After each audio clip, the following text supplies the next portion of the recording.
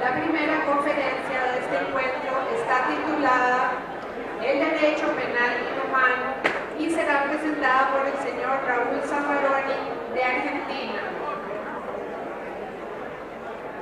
El señor Raúl Zaffaroni es abogado de la Universidad de Buenos Aires, doctor en Ciencias Jurídicas y Sociales por la Universidad Nacional del Litoral y doctor honoris causa de numerosas universidades de América Latina y de Europa.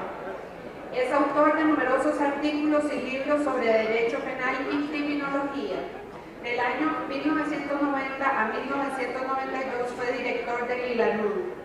Tiene una amplia trayectoria en la judicatura, es juez de la Corte Suprema de Justicia de Argentina y juez electo de la Corte Interamericana de Derechos Humanos. Le damos la palabra al señor Raúl Zaffaroni.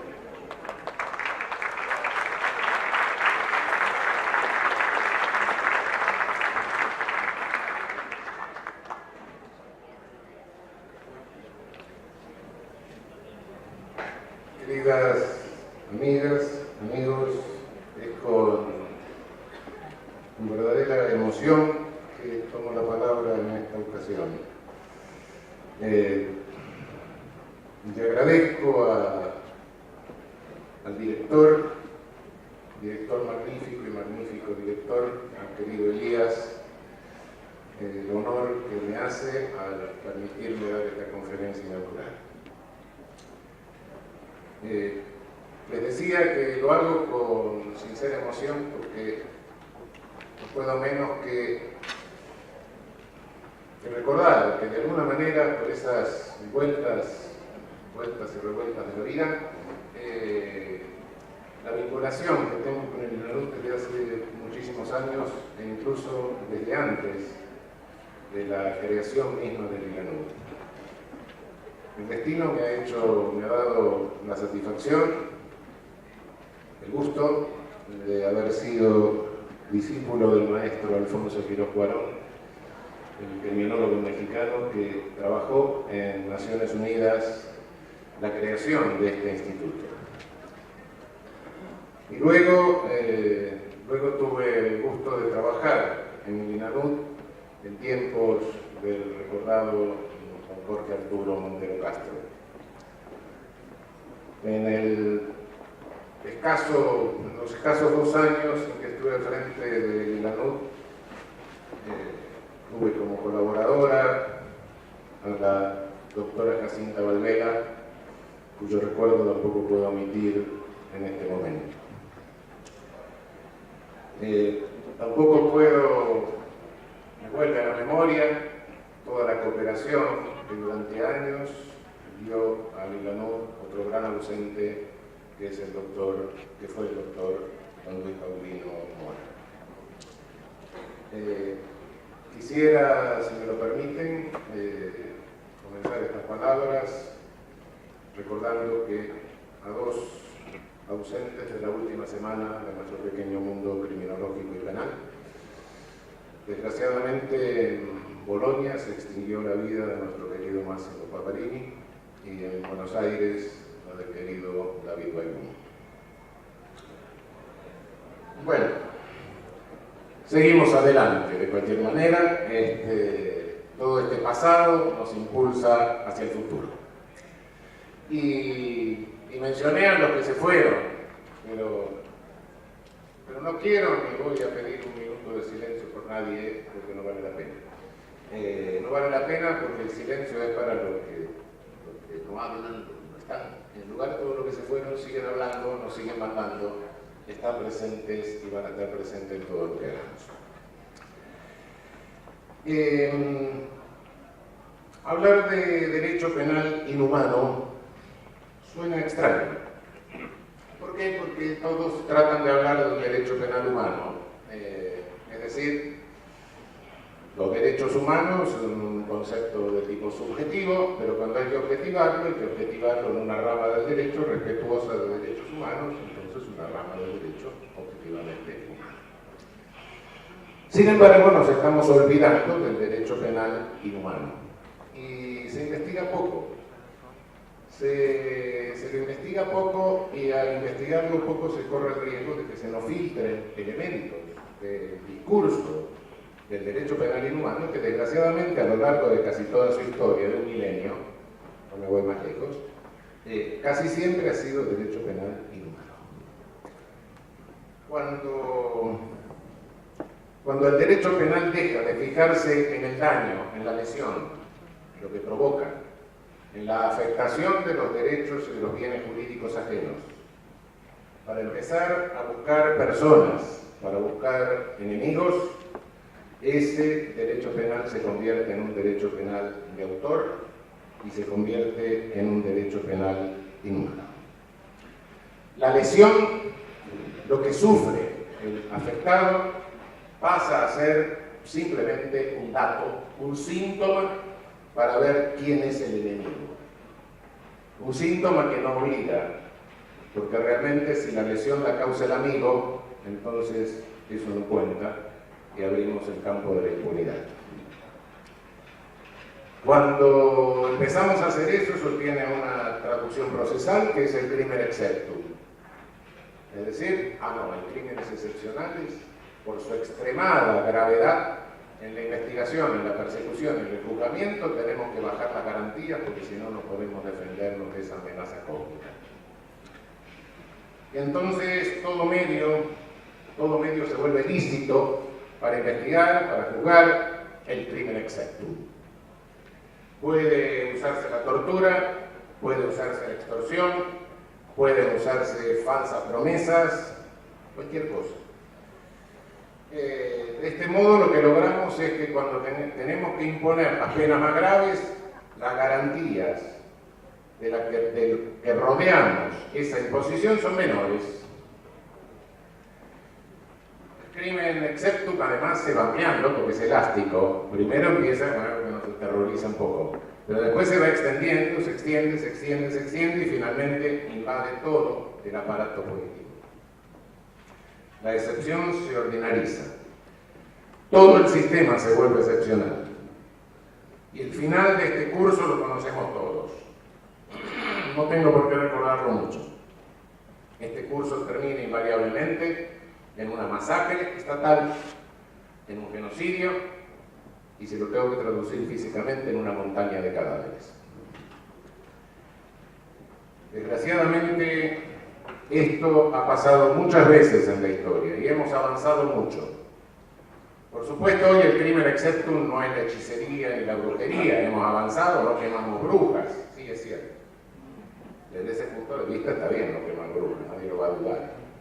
Pero éticamente hemos avanzado. ¿Por qué no quemamos brujas? Amigas, amigos, no quemamos brujas porque no creemos más en las brujas. Es como si dejáramos de poner tramperas para los ratones porque no hay ratones. Es simplemente por eso. Pero, ¿y si volviésemos a creer en brujas? ¿Y si creemos en otras cosas que no son las brujas, pero en las que la humanidad ha creído? Y no dejo de referirme así con casos extremos y notorios, ¿no? Las purgas del 38 estalinistas con el cínico de Wyszynski, o el Tribunal del Pueblo, el Volksgericht nazi con el criminal de Freisler. Sí. Si volvemos a creer en las brujas, volvemos a repetir lo mismo. Ese es el grave problema. Nos vuelven a inventar emergencias y ante esas emergencias reaccionamos sin límites. Y nos están vendiendo permanentemente como posmoderno un derecho procesal, un derecho penal que es premoderno. Estamos regresando mundialmente, estamos viviendo una regresión al derecho penal premoderno. Estamos teniendo jueces que mandan espías a cometer delitos para investigar delitos. Estamos premiando psicópatas con impunidad para que nos den datos para combatir el delito, y los llamamos arrepentidos. Y son psicópatas, no son arrepentidos. Son sujetos que ni siquiera pueden introyectar la ética mafiosa, por eso denuncia con pinches. Es decir, cuidado con lo que estamos haciendo. Pero todo esto tiene un marco, todo esto no pasa porque sí. Creemos que pasa porque sí, y muchas veces creemos que pasa en nuestros países, creemos que es un fenómeno folclórico. No, cuidado. Hay un marco mundial en el que esto se va produciendo. Un marco que no podemos ignorar en ningún momento. Estamos viviendo en un planeta que tiene 1/3 de población, que gasta lo que no necesita, come lo que no necesita para que se le tapen las arterias y se vuelva gordo y absolutamente obeso. Cada día se le inventan más necesidades artificiales que no necesitamos para vivir. Y 2/3 de población mundial que no tiene lo elemental para vivir en dignidad, y algunos no tienen lo que necesitan para sobrevivir. Este es el mundo en el que vivimos. Este es el marco de ese mundo. Un mundo en que además, para satisfacer las necesidades artificiales de ese tercio que consume lo que no necesita para vivir, vamos destruyendo el medio ambiente, vamos contaminando la atmósfera, vamos subiendo la temperatura media del planeta. Esto es lo que nos dice el Papa en la Laudatio Si. No importa lo que cada uno crea, saquen la parte de fe, saquen las estampitas, dejen la descripción racional. Y lo que está vinculando son estos dos fenómenos. ¿Qué nos está diciendo? Nos estamos peleando, ese tercio que consume lo que no necesita para vivir, nos estamos peleando para tener más de los bienes raros que nos fabrican, y en forma tal que nos estamos peleando por el mejor camarote del Titanic cuando vamos enfilando a toda máquina hacia el iceberg. Este es el marco en que se está produciendo la regresión del derecho penal y del derecho procesal penal en nuestro mundo contemporáneo. No nos engañen. Aquí lo estamos viendo, en esta misma institución total en que estamos alojados. Cuide las toallas, ¿sí? No se le ocurra fumar un cigarrillo porque contamina el aire. No, váyase a la calle, ¿sí? Cuidado. Pero no me dejan aire, cierran la ventana y me mandan el aire a través de un aire acondicionado que mueve todos los microorganismos en un gigantesco secador de pelo por el techo. Y mientras me engañan con todo esto, quemamos más petróleo, quemamos más gas, quemamos más carbón, vamos largando carbono a la atmósfera. Y como abaratan el petróleo, y acá lo sacan por fracking ahora, libran metano, entonces, bueno, perfecto. Cuide la plantita, cuide la toalla, no llene el humito, pero ¿y esto? Vamos recalentando, ya pasamos 1 grado de recalentamiento atmosférico, si pasamos 2 no sabemos cuáles son las consecuencias.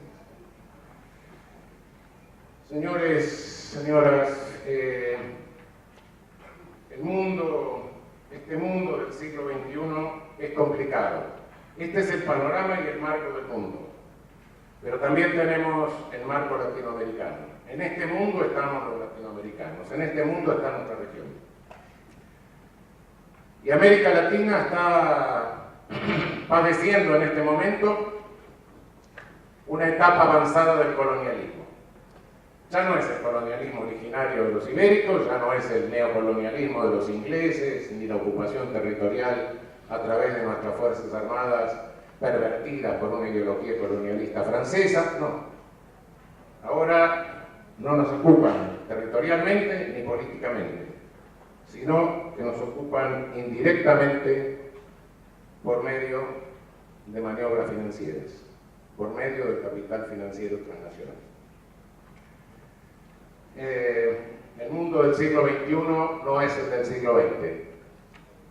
O sea, el mundo no se divide entre quienes creen que el socialismo está ahí al alcance de la mano y quienes están horrorizados ante el peligro de los rojos.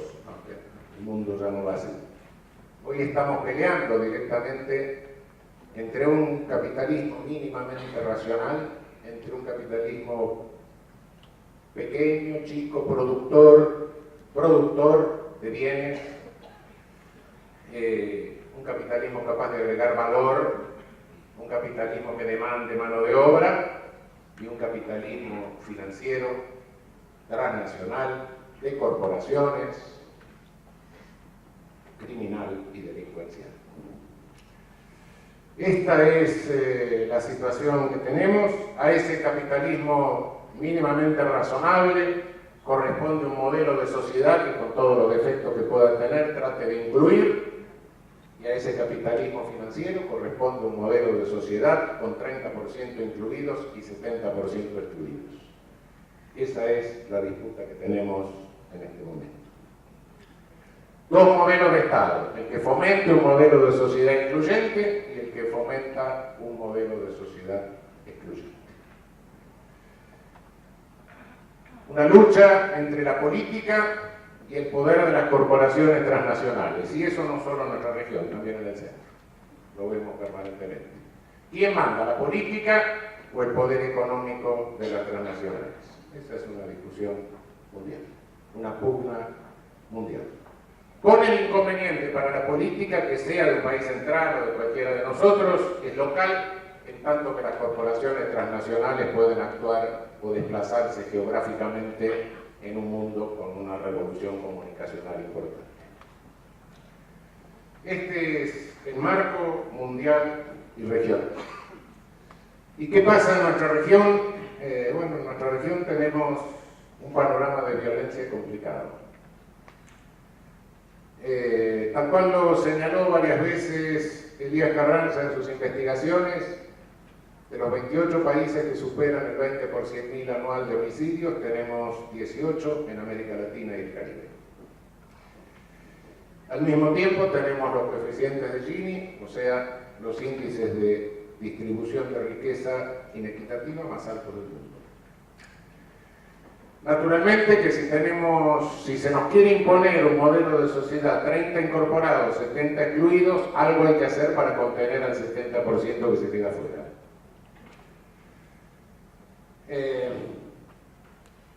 ¿Cómo se hace? Y se puede pensar, y hay algunos colegas que creen que todavía estamos en el siglo XX y otros en el XIX, y creen que eso se va a controlar rodeando nuestros barrios de emergencia o barrios precarios con tanques de guerra o con los cosacos del Sahel. No hay más cosacos, no hay más Sahel. La forma en que se controla en nuestros países ni siquiera es la de los genocidios tradicionales. Si bien hay algunas policías con altos índices de letalidad, no es esa la principal fuente de eliminación o de muerte en este momento. Nuestros estados ni siquiera se preocupan por matar, sino que hacen matar. ¿Cómo? Fomentando las contradicciones entre los propios excluidos, generando violencia entre los propios excluidos. Cuanto mayor es la violencia, mejor. Cuanto más se matan entre ellos, más entretenidos están en matarse, con eso son menos por un lado. Por otro lado, al mismo tiempo no pueden dialogar, no pueden coaligarse, no pueden tomar conciencia y no pueden tener protagonismo político. El negocio es absolutamente redondo. De esta manera perversa es como se está controlando la exclusión en nuestra región, como se intenta seguir controlando la exclusión en nuestra región. En el medio de eso tiran una basura convertida en oro a través del mecanismo de la prohibición, que es la cocaína, cuyo máximo de rentabilidad queda en el norte y en el sur no quedan los muertos. Esta es la situación que vivimos, pero además, ¿por qué la tengo que subrayar? Porque es necesario decirlo así. Porque estamos padeciendo la agresión del capital financiero transnacional a través de los medios masivos de comunicación monopolizados y oligopolizados en toda nuestra región. Llámese Televisa, llámese Azteca, llámese Regi Globo, llámese Clarín o llámese como se quiera. Somos víctimas de medios de comunicación monopolizados. No es que estos medios de comunicación estén al servicio del capital transnacional, no, eso no es cierto, no están al servicio. Dado el volumen de capital que manejan, son parte del capital financiero transnacional, directamente. No nos llamemos a engaño. Y ellos nos construyen la realidad. Ah, pero ¿y qué pasa en los países con alta violencia? Pasa un discurso racista. Somos así los latinoamericanos porque somos violentos, porque somos salvajes, porque somos primitivos, porque no hemos evolucionado. Volvemos al spencerianismo racista de hace 100 años. Y los pocos países que todavía, porque estamos fuera de la ruta de la cocaína por razones geopolíticas, no porque seamos mejores, tenemos bajo índice de mortalidad entre excluidos, porque nuestros excluidos no se matan con la misma alegría que en otros. Entonces, ¿qué es lo que hacen esos medios monopolizados? Elevan el nivel de violencia. Inventan un nivel de violencia que no existe. ¿Por qué? Para represivizar el aparato. ¿Y qué hacen nuestros políticos? Se asustan ante el medio masivo. Algunos son inescrupulosos, se montan sobre el medio masivo, otros son decentes, pero están asustados. Necesitan votos. Los pueden destruir el medio masivo monopolizado. Y entonces sacan esas leyes penales absolutamente locas que tenemos, que destruyen. No tenemos códigos penales, tenemos una basura que son restos de lo que en un momento fueron respetables códigos penales. Me puede gustar o no la ideología de un código, pero por lo menos tiene que tener cierta coherencia. No tenemos leyes penales coherentes. Hemos vuelto a la recopilación de leyes de Indias, con el inconveniente de que las leyes de India estaban escritas en buen castellano, estas ni siquiera, porque las hacen de apuro. Y las redactan los asesores de los políticos, por otra parte, tampoco ellos. En las comisiones, cuando uno trabaja, tiene que ver lo que es el oportunista del comité o el amante se sientan en la comisión para redactar estas leyes disparatadas, que los medios masivos concentrados aplauden. Aplauden porque entonces todo lo que ponemos en la ley va a desaparecer de la realidad. Es decir, el estereotipo criminal de nuestra región en este momento, como por suerte no tenemos terrorismo, no tenemos esas cosas, el estereotipo criminal es el adolescente de nuestros barrios precarios. Llámese Villa Miseria, favela, pueblo joven, no quiere. Ese adolescente es el estereotipo que difunden nuestros medios masivos de comunicación. Y por ende, no cesamos de escuchar, hay que bajar la edad de imputabilidad. Primero que el adolescente no es inimputable, no importa, pero puede ser inimputable, está loco, nada más. Es decir, bajar la edad de exclusión, de punición y sometimiento a un régimen distinto. Y entonces permanentemente nos dicen, hagan lo mismo que hizo Hitler. Desde los 16 años, la misma pena del adulto, de los 14, de los 12. Vamos a llegar a penar la vida prenatal. Y sí, porque hay fetos molestos que patean, ¿no? Son agresivos, seno materno. Este es el mundo en que debemos manejarnos. Estamos en una selección criminalizante que la vemos en cualquier cárcel, en cualquier prisión. ¿Quiénes están presos? Siempre igual. La selección criminalizante no cambia. Hay delitos contra la propiedad, hay repartidores minoristas de algún tóxico prohibido y hay mulas o transportadores Esa es sobre todo mujeres. Esa es la población penal que tenemos. Ese es el resultado de todo el aparato funcionando. ¿Y los muertos dónde están? Los muertos están en las villas miserias, los muertos están en las favelas, los muertos están en los pueblos jóvenes, los muertos están en nuestros propios barrios precarios. Mentira que salen del barrio precario a matar clase media. Pocas veces pasa, se matan entre ellos, que es lo que el sistema busca. Y además, tenemos homicidios no aclarecidos, NN, no se sabe quién es el autor, ¿sí? Desafío a cualquier investigador social de la región que me diga cuáles son los homicidios no esclarecidos, y son los de la villa, son los del barrio precario. Esos son los que no se investigan. Esos son los que, bueno, 2 menos, 1 menos, 5 menos, no importa. Eso lo estamos viendo a lo largo de toda la región. En Buenos Aires tenemos una violencia baja. Sin embargo, 13.5 en la villa y 2.5 el resto de la ciudad. Y la villa tiene nada más que un 5% de población de la ciudad. Pero monopoliza los homicidios. El resto de la ciudad estamos casi como en Europa. ¿Sí? 44% de homicidios no esclarecidos. ¿Dónde? En la villa. ¿No hay discriminación victimizante? Claro que la hay. Claro que la hay. Pero no la que nos muestran, cuidado. No la que nos muestran cuando unas ONG raras de víctimas, que no se sabe quién la fomenta, con los medios masivos monopolizados, nos fabrican una demanda de aumentar penas, penas y penas y penas, y fabrican la víctima héroe, que normalmente es algún histérico, que tiene cierta condición histriónica, y entonces lo muestran. Y copian a Estados Unidos, copian al Ministerio Público que muestra a la víctima, llora con la víctima, y de ahí da el salto para senador o gobernador del Estado. Este es el sistema. Me dirán, bueno, todo esto es una visión pesimista. No. Pesimista nada. Este es el cuadro real contra el que tenemos que luchar. Esto de pesimista nada. ¿Y cómo?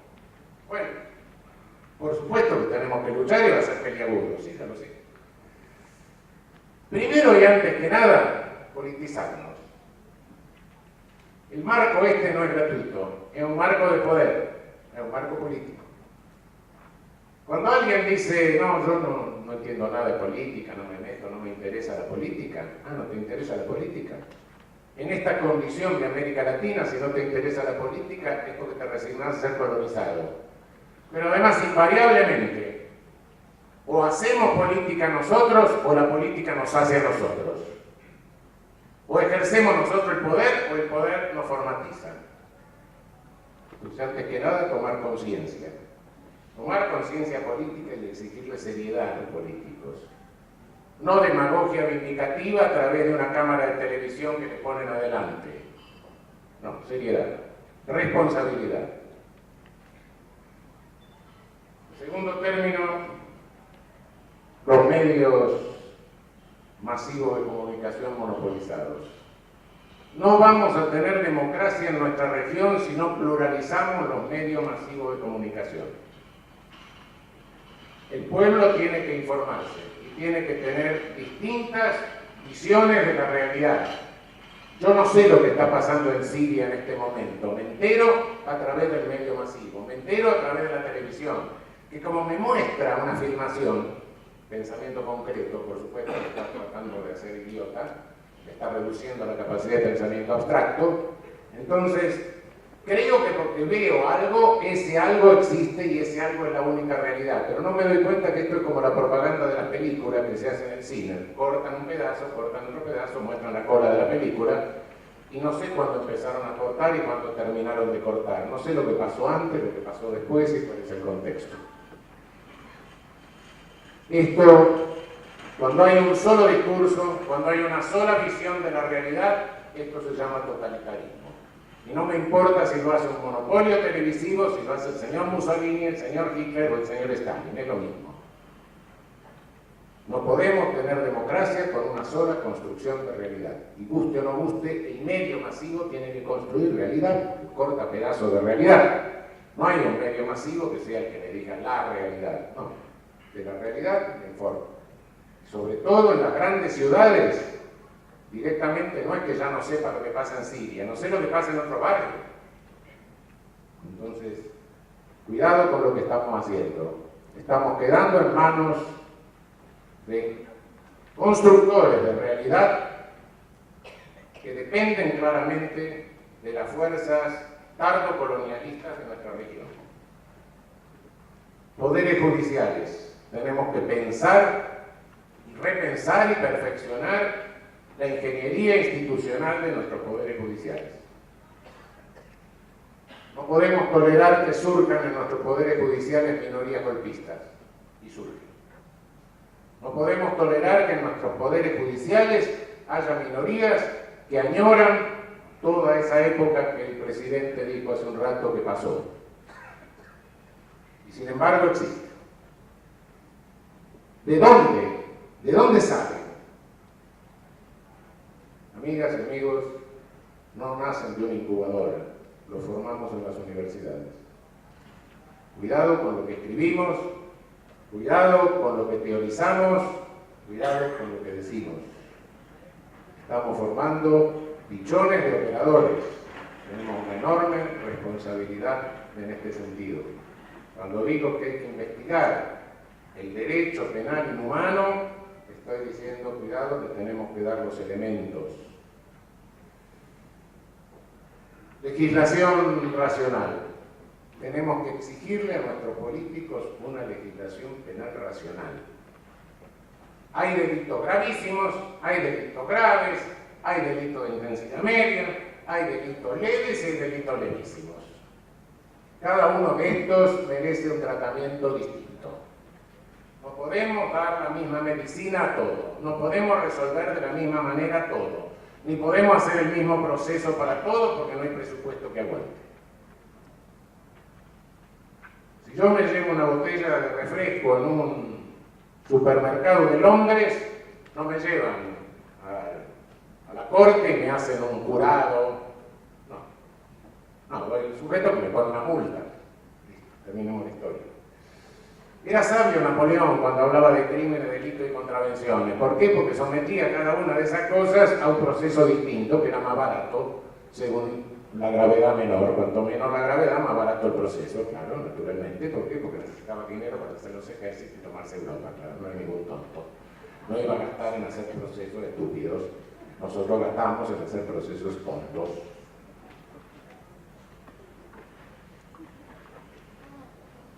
Pero el crimen organizado, el organized crime, lo vamos a perseguir con papelitos. Claro. Con papelitos perseguimos el organized crime. Sí, yo creo que a nadie le puede pasar por la cabeza que para combatir el crimen organizado se necesitan servicios de inteligencia, información. Y en más tanto tengamos servicios de inteligencia que se dedican a averiguar con quién se acuesta, con quién sale, qué adulterio comete cada uno de los políticos, en lugar de dedicarse a juntar información para desbaratar crimen organizado, no vamos a poder combatirlo. Y en tanto tengamos servicios de inteligencia que permitamos que se infiltren por otros servicios de inteligencia y con nuestros impuestos estemos pagando a un señor que tiene que hacer contraespionaje y en lugar de hacer contraespionaje, hace espionaje en favor de un Estado extranjero, bueno, tampoco lo vamos a lograr. Lamentablemente hoy es casi imposible evitar la información. Abunda la información, hay información de más. Lo que pasa es que esa información tan abundante requiere horas de trabajo para elaborarla y para seleccionarla. ¿Vamos a resolver el crimen organizado con las Fuerzas Armadas? ¿Van a bombardear a los traficantes de mujeres? Estamos locos. Si metemos las Fuerzas Armadas en el sistema penal va a pasar lo que todos sabemos. Se corrompen, destruimos las Fuerzas Armadas, neutralizamos nuestra defensa nacional. Cuando las Fuerzas Armadas tenemos que reorientarlas conforme a las necesidades del siglo XXI. Las Fuerzas Armadas en este siglo van a tener como misión salvar muchas vidas humanas. En los últimos 15 años el mundo ha tenido 3 veces más catástrofes climáticas que en los 15 años anteriores y vamos en progresión. ¿Quién tiene capacidad operativa para enfrentar catástrofes climáticas? Las Fuerzas Armadas. Nuestras hipótesis de conflictos son catástrofes climáticas. No nos equivoquemos en el siglo XXI. No destruyamos nuestra defensa nacional. Si las Fuerzas Armadas han cometido graves errores en el siglo XX, en el XXI tienen que ponerse las pilas para salvar gente. Cuidado con lo que hacemos. Cuidemos nuestra defensa nacional. Claro que es funcional para el capital transnacional que la desarmemos, por supuesto. Claro. Igual en las catástrofes climáticas, por regla general, son los más pobres los que pagan, los que cargan con las consecuencias más graves. Prisiones. Prisiones superpobladas innecesariamente. Es decir, tenemos que bajar esto con alternativas, pero las alternativas a la privación de libertad tenemos que reforzarlas con control del número de presos. Cada país tiene el número de presos que quiere tener. Es cierto que hay crímenes graves, no queda otra que la privación de libertad. Hay otros leves en que se puede prescindir sin problema. Hay otros medios en que se decide, es un colchón.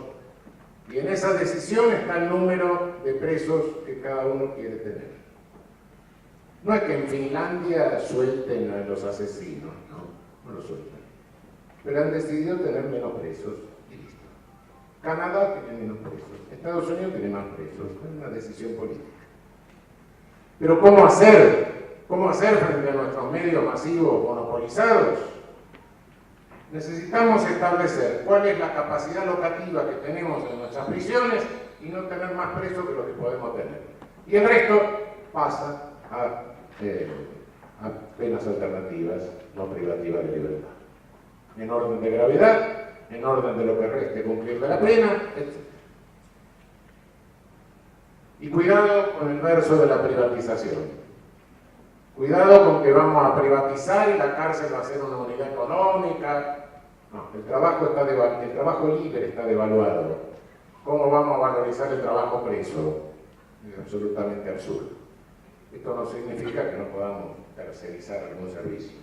Pero cuidado con esta idea de privatización que resulta antieconómica y que es fuente de negociados. Cuidado con los vendedores de esto que están repartiendo un menú de cárceles por nuestros ministerios de justicia. Acá le vamos a hacer la cárcel con leasing, después se la vamos a dejar en propiedad después de 20 años. Claro, cuando los presos la destruyen no sirve para nada. Primero se la montamos con monobloque, después cuando está destruida se la dejamos en propiedad. Policía. Pensemos en nuestras policías. Hay países que no tienen fuerzas armadas, como este, pero países sin policía no existen. La policía es un servicio indispensable. Tenemos que pensar en ese servicio y es un servicio civil, no tiene por qué estar militarizado. Tenemos que pensar, nos hemos copiado de Estados Unidos la Constitución y cada uno de nosotros la fue arruinando como pudimos. Pero no le copiamos a la policía comunitaria, no le copiamos a la policía de condado, no. Y entonces ahora viene la cooperación de Estados Unidos a decir, no tengan una sola policía. No, cuidado, no hagamos lo que los gringos nos dicen, hagamos lo que ellos hacen, que tienen 2.000 policías. Tienen la de condado, tienen la del estado, tienen las federales, ¿sí? Efectivamente, se controlan entre ellas también, ¿sí? Compiten entre ellas. Muy bueno. Copiemos eso, copiemos lo bueno, no lo malo. Armas de fuego. No podemos tener la profusión de armas de fuego que tenemos en nuestra sociedad. Cuantas más armas de fuego tiramos en una sociedad, más muertos vamos a tener. Toda sociedad tiene conflictos, todos tenemos conflictos. Todos podemos perder la calma, sí.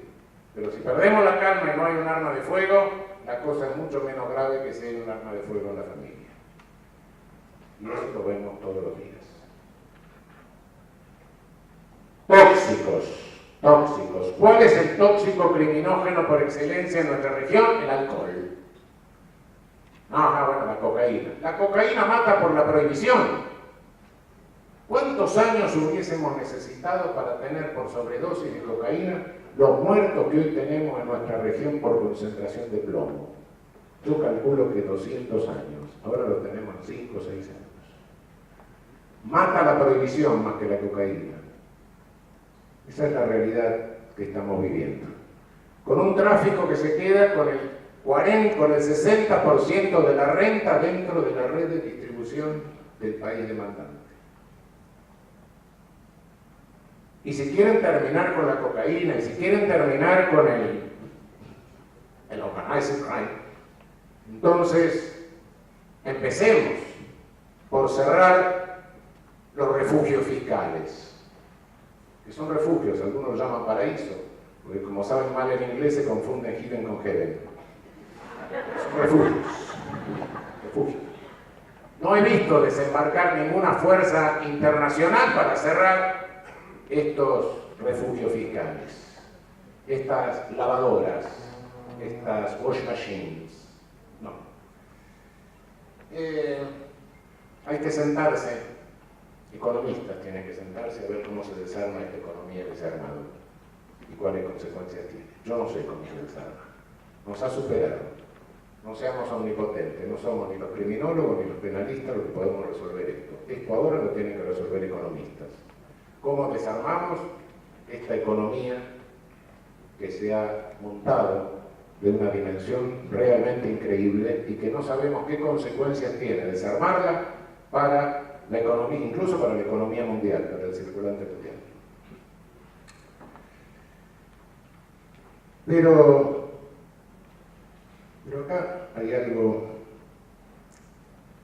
Todo esto que estoy diciendo y que vamos a tener que pelear para hacerlo, y lo vamos a hacer, estoy convencido, en medio, navegando en nuestra región, en medio de este mar revuelto y convulsionado del mundo, todo esto es resultado de qué. Y vuelvo al comienzo, cuando dije que estábamos viviendo una etapa avanzada de colonialismo. Todo esto es resultado de la lesión a nuestro derecho humano al desarrollo progresivo, que las versiones centrales dicen que es de tercera generación, para nosotros de primera. ¿Por qué? Porque históricamente incluso empezamos a pelear por eso, empezamos a pelear por nuestra independencia. La primera condición del desarrollo progresivo autónomo es la independencia, sin lugar a dudas. Entonces, nuestros primeros héroes de derechos humanos fueron San Martín, Bolívar, Sucre, Hidalgo, Moreno, Louverture, etc. Sí, nuestros libertadores, efectivamente. Esa es la primera generación nuestra. Pero entonces estoy privilegiando el derecho humano al desarrollo sobre el derecho humano a la vida. No. A estos muertos de la violencia homicida, sumémosles otros muertos de la violación al derecho humano al desarrollo. Sumémosle los muertos por discriminación en la atención sanitaria, sobre todo tercera edad o niños o pequeños. Sumémosles suicidios por frustración de proyectos, no el suicidio consciente solo de la carta al juez de caricatura, sino incluso los suicidios inconscientes. Someterse a riesgos absurdos inconscientemente, son suicidios triangulares en estos actos de violencia. Sumémosle la cantidad de vehículos que vamos teniendo con inadaptación de nuestras rutas y la cantidad de muertos que tenemos por muertos e incapacitados que quedan como resultado de hechos de tránsito. Sumemos todo eso. Amigas y amigos, esto es un genocidio por goteo. Si sumamos 10 años de muertos de estos, cuidado que hemos tirado unas cuantas Fat Man o Little Boy. Nos hemos echado unas cuantas Hiroshima y Nagasaki.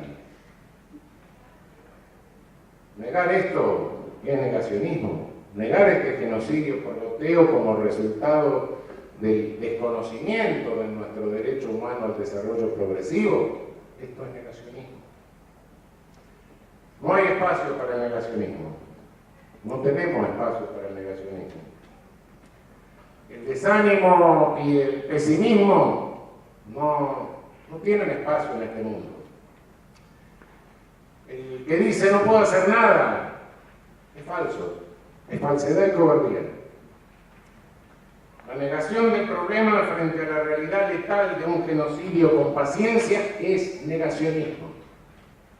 Tan grave como quien quiere negar la Shoah, o tan grave como quien quiere negar el genocidio armenio, o quien quiere negar el genocidio camboyano, o cualquier otro. La única opción que tenemos es la resistencia. La única opción que tenemos es pelear por estos objetivos claros. Ponernos las pilas, saber de qué momento partimos, tenemos los elementos normativos del deber ser, este ser lo tenemos que llevar, arrimar hacia el deber ser. El disparate de un deber ser que va para un lado y un ser que desciende para otro, solo lo podemos resolver acortando la distancia a través de resistencia y de lucha consciente. Y usando el derecho.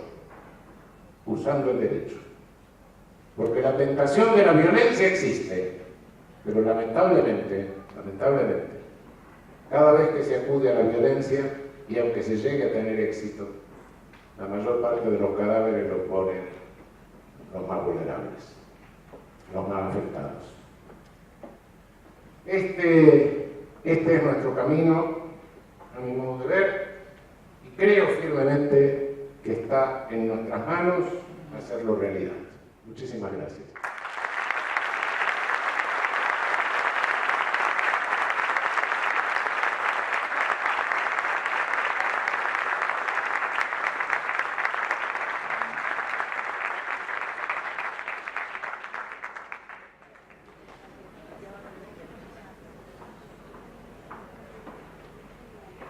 Tenemos espacio para unas cuantas preguntas. Por favor, al micrófono que ya está habilitado.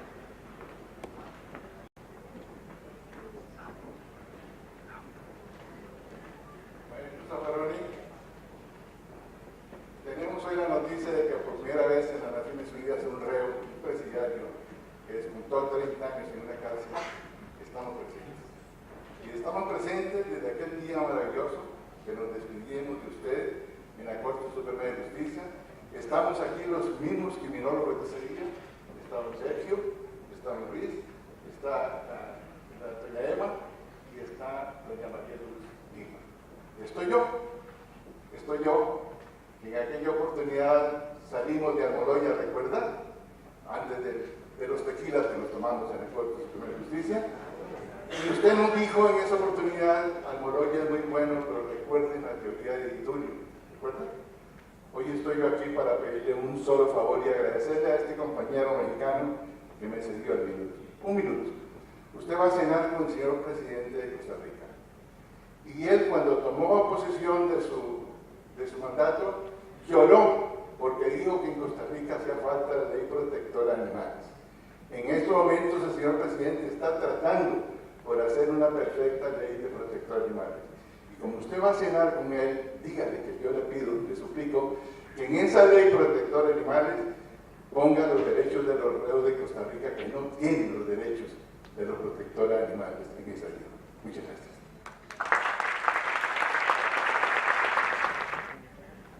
Nada más una pregunta, Raúl.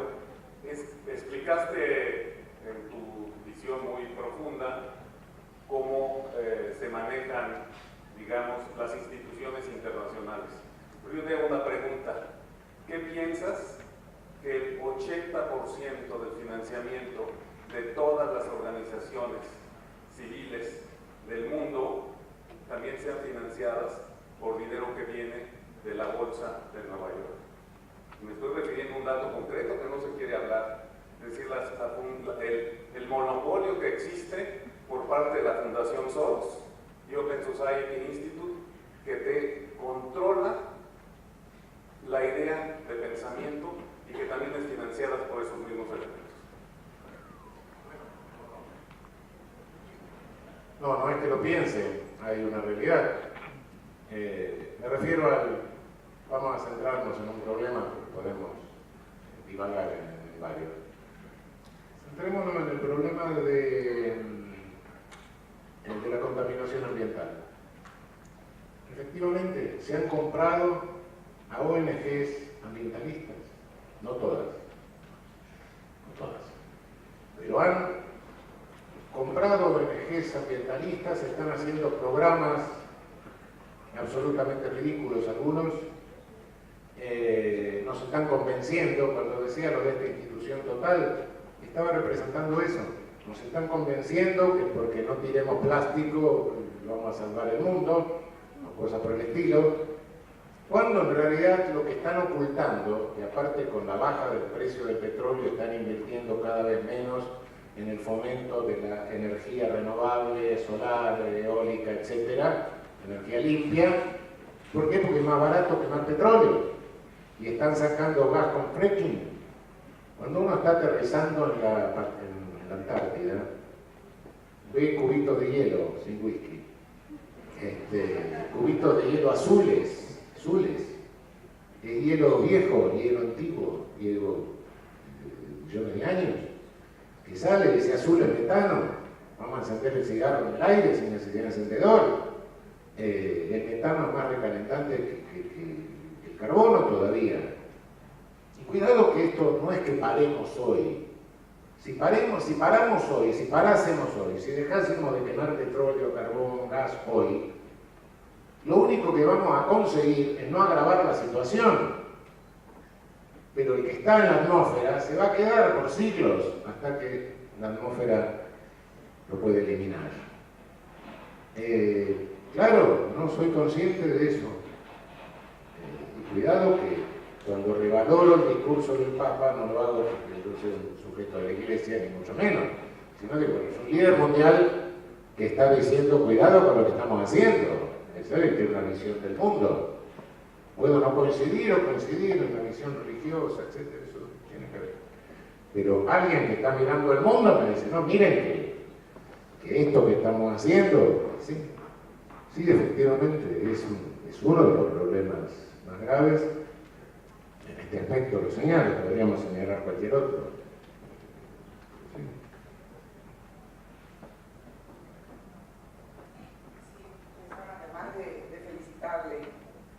Quería conocer cuáles son las razones y los elementos normativos del deber ser que acaba de decirnos como única opción de esa resistencia, porque nosotros también en Paraguay buscamos esas opciones y esos elementos normativos que nos expliquen por qué no podemos llegar a la racionalidad en el proceso penal. En mi país también encontramos muchas órdenes, yo soy defensora pública penal, y encontramos muchas órdenes de prisión preventiva y sin embargo el robo de 2 garrafas de agua con gas, es el robo de las gallinas y no les encontramos a los grandes peces. Entonces, ¿cuál es la lucha? ¿Qué es lo que tenemos que hacer para encontrar esa verdadera resistencia? Gracias. Bueno, fundamentalmente yo quisiera pasar una vida en casa, ¿no? Pero si tuviera que explicar todo esto no podría.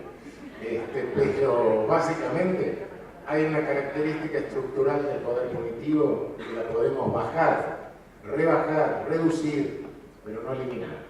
El poder punitivo se reparte siempre con mayor incidencia entre aquellos que están más lejos del poder y con mucha menor incidencia en aquellos que están más cerca del poder. De vez en cuando nos muestran alguno poderoso sobre el cual recayó el poder punitivo. Si observamos atentamente el caso, vamos a ver que se peleó con otro pirata, perdió y le sacaron la cobertura. Y entonces nos muestran como la verificación de que vivimos en una sociedad con movilidad vertical. Mire, hasta fulano que estaba allá ahora está preso. Sí, está preso porque perdió con otro. Es la contracara del self-made man, ¿no? Bien, ahora, Esto que es una característica estructural que nunca la vamos a poder eliminar, sí la podemos bajar. Tenemos que hacer un esfuerzo por rebajarla. Pero cuando usted se refiere al grande, el grande es un problema de poder, es un problema político. Con el poder político nunca vamos a alcanzar a desbaratar al grande. Si tenemos que desbaratar al grande, lo tenemos que desbaratar con el derecho, pero con otras ramas del derecho. Cuando a mí me dicen hay que imponerle penas a la persona jurídica, cuidado, cuidado. Yo puedo decirle al juez penal, bueno, usted tiene facultades administrativas para poder disponer la disolución de una persona jurídica, lo que quiera,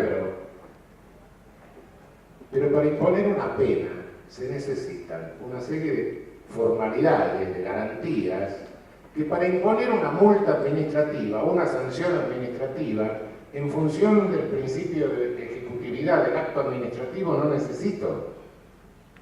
Entonces, cuidado, ¿qué estamos haciendo? Estamos corriendo el riesgo de una mayor impunidad jurídica. Segundo término, si tenemos en cuenta que el poder punitivo es selectivo, ¿cuál va a ser la persona jurídica que vamos a agarrar? ¿La gran transnacional o la pymes? De la cual en nuestra región depende la provisión de trabajo, fundamentalmente. La demandante de trabajo en nuestra región son las pymes. ¿Vamos a agarrar las pymes? ¿Y entonces qué estamos haciendo? ¿Estamos favoreciendo un proceso de concentración de capital? Cuidado con la ilusión penal. La ilusión penal es una idolatría. Directamente es una idolatría. Estamos creyendo, estamos vendiendo ilusiones. Estamos creyendo en un nuevo Dios, en algo todopoderoso, que nos va a salvar. El Amazonas, que nos va a resolver la drogadicción, que nos va a resolver todo. Puede servir para algo, indiscutiblemente. Si alguien le da un hachazo en la cabeza al vecino, hay que hacer, cabe duda. Pero cuidado que eso es una ilusión. Estamos construyendo un ídolo que no tiene forma de becerro, sino que es medio licuado, y tampoco es de oro, sino un material mucho más detestable. Bueno, ese es el ídolo de nuestra época, lo que nos quieren vender, ¿no? Ahora, ¿qué hacer jurídicamente? Cuando dije lo formamos en nuestra universidad, el deber ser lo tenemos, el deber ser Estado. Hoy tenemos todos los derechos humanos consagrados en las constituciones, en los tratados internacionales, en la ley. Ahora, ¿los hemos consagrado porque fuimos más razonables? ¿Porque reflexionamos? ¡Mentira! Se consagraron por terror, se consagraron por pánico, se consagraron por miedo. ¿Por qué? Y porque un día hubo unos cuantos millones de muertos en su propio territorio, y que tenían la misma carencia de melanina que ellos. Los muertos, los millones de muertos afuera, y con más melanina, eso no contaron nunca. Recién cuando lo tuvieron en su territorio y con menos melanina, ahí se asustaron. Y entonces tenemos los derechos humanos. Nos sentamos, esta especie que somos nosotros, los seres humanos, y dijimos, todo ser humano, es persona. Sí, la ley de protección de animales. Sí, claro, los animales nunca se sentaron y dijeron todos los caballos son caballos, todos los perros son perros, todos los gatos son gatos, no lo necesitamos. Nosotros sí lo necesitamos. Ese fue el problema. Entonces, cuidado. El temor que tengo es que de nuevo estemos esperando la catástrofe para después poner el derecho. Pero lo cierto es que con eso han introducido una contradicción en el derecho. Yo creo que era cierto en la época de Marx cuando él decía que el derecho era el instrumento de las clases hegemónicas, y era cierto en aquella época. Hoy, con esta contradicción que se estableció por pánico, no por razón, ni por amor, sino por pánico. Entonces, hoy tenemos en el derecho la contradicción. Tenemos un deber ser y tenemos un ser. Lo único que tenemos en nuestra universidad es que enseñarle a nuestros pichones que tienen que informarse acerca del ser, porque la tarea que tenemos por delante es elevar el nivel del ser para acercarlo al deber ser. Y entonces tenemos que cuidarnos de los reduccionismos normativistas, reduccionismos neokantianos, reduccionismo que pretende que todo lo que tenemos que hacer, nuestra labor, es nada más que coordinar normas para que no haya contradicción entre normas, un reduccionismo que eleva a ontología la lógica, y entonces nos quedamos sin ser. De eso tenemos que cuidarnos, que esa es la invasión que nos viene de afuera. Entonces, cada vez que vamos a buscar una doctrina afuera, una teoría afuera, cuidado, antes estudiemos cuál fue la función que cumplió en su territorio de origen, ¿no? Creo que ese es el problema que teóricamente, por decirlo en el campo jurídico, ese es el problema que tenemos que resolver. Vacunarnos contra los reduccionismos normativistas y vacunarnos contra los reduccionismos de cualquier otra índole, economicistas, pragmáticos. Análisis económico del derecho, sí, para saber cuál es la consecuencia económica de la norma, eso sí. Pero no son los valores económicos los que me tienen que determinar el valor jurídico. Cuidado en eso. Si niego la dimensión económica del derecho, naturalmente que estoy negando la dimensión de la realidad, tengo que conocerla. Pero cuidado que no sean los valores económicos de eficacia en el plano meramente economicista los que me quieran reemplazar los valores del derecho. Cuidado con los dos reduccionismos. Disculpen, vamos a tener que parar aquí las preguntas para que venga el panel que está programado a continuación. Le ofrecemos la oportunidad de que consulte al doctor Zaffaroni en el panel que tiene a las 4:55 de la tarde. Gracias. Muchas gracias.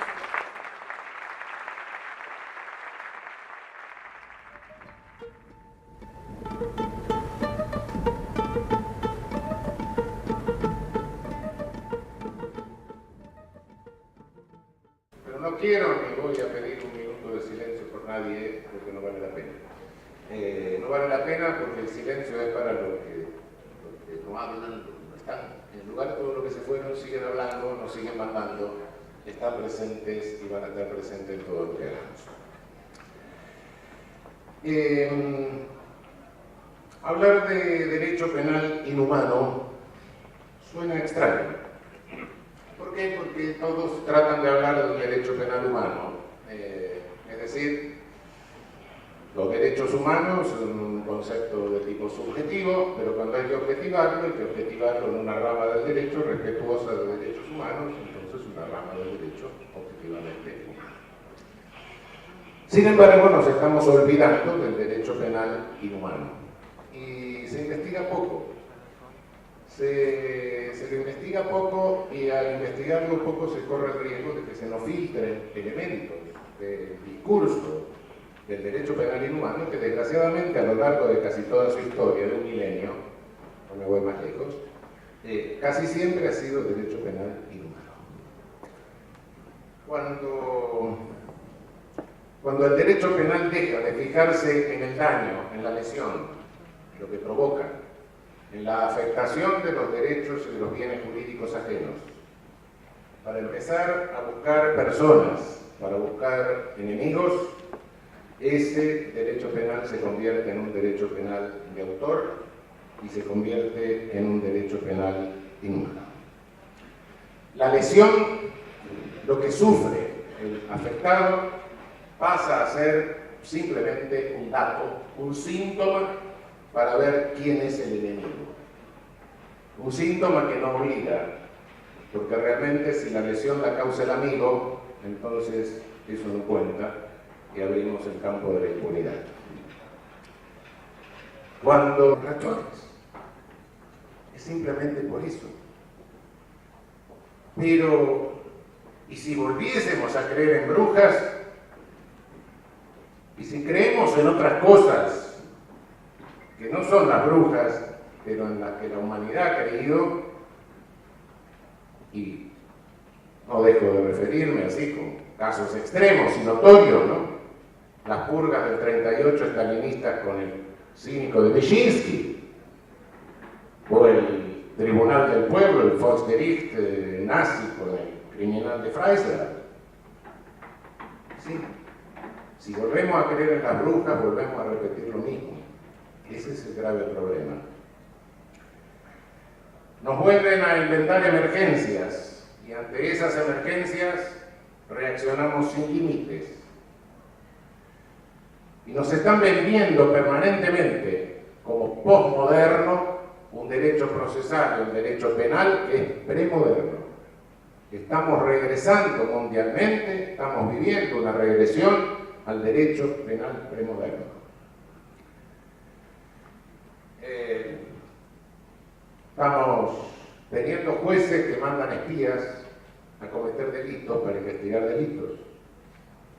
Estamos premiando psicópatas con impunidad para que nos den datos para combatir el delito, y los llamamos arrepentidos. No, psicópatas, no son arrepentidos.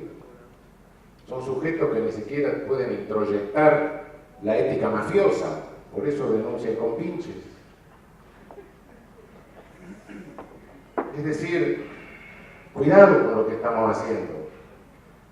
Pero todo esto tiene un marco, todo esto no pasa porque sí. Creemos que pasa porque sí, y muchas veces creemos que pasa en nuestros países, creemos que es un fenómeno folclórico. No, cuidado. Hay un marco mundial.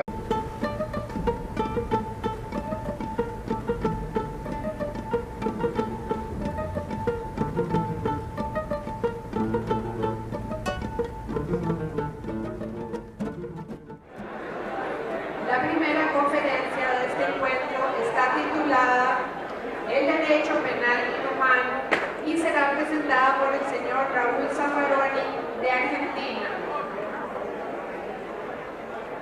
El señor Raúl Zaffaroni es abogado de la Universidad de Buenos Aires, doctor en Ciencias Jurídicas y Sociales por la Universidad Nacional del Litoral y doctor honoris causa de numerosas universidades de América Latina y de Europa. Es autor de numerosos artículos y libros sobre derecho penal y criminología. Del año 1990 a 1992 fue director del ILANUD. Tiene una amplia trayectoria en la judicatura, es juez de la Corte Suprema de Justicia de Argentina y juez electo de la Corte Interamericana de Derechos Humanos. Le damos la palabra al señor Raúl Zaffaroni.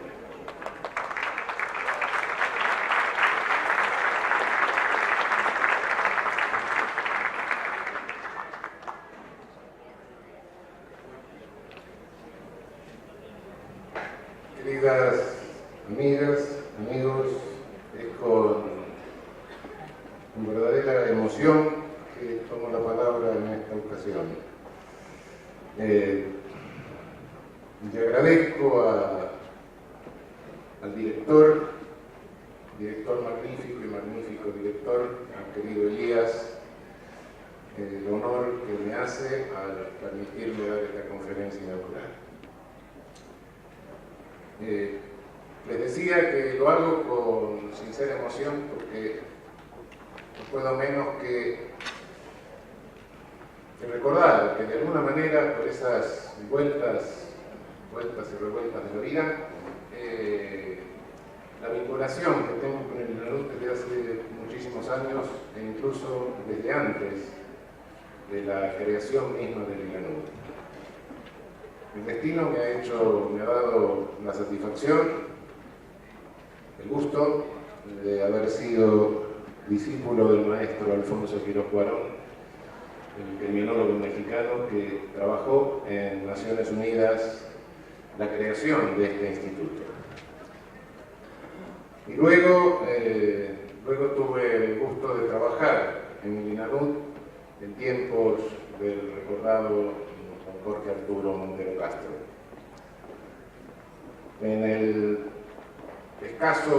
los escasos 2 años en que estuve al frente del ILANUD,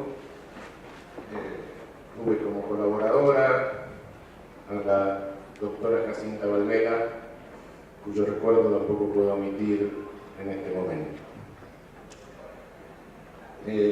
Tampoco puedo, me vuelve a la memoria toda la cooperación que durante años dio a Vilanur otro gran ausente, que es que fue el doctor Don Luis Paulino Mora. Quisiera, si me lo permiten, comenzar estas palabras recordando que a dos ausentes de la última semana de nuestro pequeño mundo criminológico y penal. Desgraciadamente en Bolonia se extinguió la vida de nuestro querido Máximo Paparini y en Buenos Aires la del querido David Baigún. Bueno, seguimos adelante de cualquier manera. Todo este pasado nos impulsa hacia el futuro. Y mencioné a los que se fueron, pero cuando empezamos a hacer eso tiene una traducción procesal que es el crimen exceptum. Es decir, hay crímenes excepcionales por su extremada gravedad en la investigación, en la persecución, en el juzgamiento, tenemos que bajar las garantías porque si no, no podemos defendernos de esa amenaza cósmica. Y entonces todo medio se vuelve lícito para investigar, para juzgar el crimen exceptum. Puede usarse la tortura, puede usarse la extorsión, pueden usarse falsas promesas, cualquier cosa. De este modo lo que logramos es que cuando tenemos que imponer las penas más graves, las garantías de que rodeamos esa imposición son menores. El crimen exceptum además se va ampliando porque es elástico. Primero empieza, que nos terroriza un poco, pero después se va extendiendo, se extiende y finalmente invade todo el aparato político. La excepción se ordinariza. Todo el sistema se vuelve excepcional. Y el final de este curso lo conocemos todos. No tengo por qué recordarlo mucho. Este curso termina invariablemente en una masacre estatal, en un genocidio, y si lo tengo que traducir físicamente, en una montaña de cadáveres. Desgraciadamente, esto ha pasado muchas veces en la historia y hemos avanzado mucho. Por supuesto, hoy el crimen exceptum no es la hechicería ni la brujería, hemos avanzado, no quemamos brujas, sí es cierto. Desde ese punto de vista está bien no quemar brujas, nadie lo va a dudar. Pero éticamente hemos avanzado. ¿Por qué no quemamos brujas? Amigas, amigos, no quemamos brujas porque no creemos más en las brujas. Es como si dejáramos de poner tramperas para los ratones porque no